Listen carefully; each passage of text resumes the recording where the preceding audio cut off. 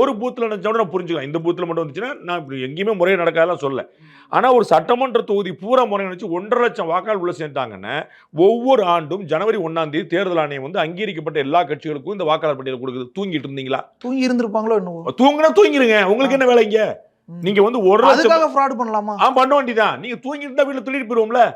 நீங்க ஆமாங்க. இந்த ஒரு வாக்காளர் பட்டியல்ல ஜனநாயக திருவிழால நீங்க தூங்குவீங்கன்னா நாட்டை நீங்க என்ன பண்ணுவீங்க? சார் ஒப்பந்தம் போட்டு போயிருக்கலாம். சரியா பார்க்காம விட்டுருக்காங்க. ஆனா தேர்தல் ஆணையம் நியாயமா நடத்தணும்ல. தேர்தல் ஆணையத்துக்கு நேரடியாக அதிகாரிகள் கிடையாது. நீங்க புரிஞ்சுக்கணும்.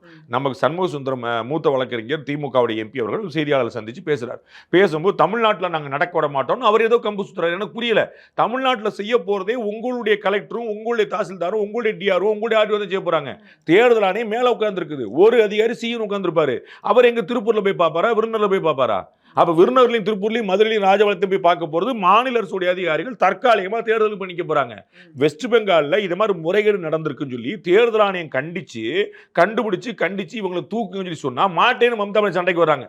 Green's traditional face wash use பண்ணு. இது நமக்கு தரும் பிரைட் அண்ட் க்ளோயிங் ஸ்கின் நேச்சுரலா. Greens traditional face wash.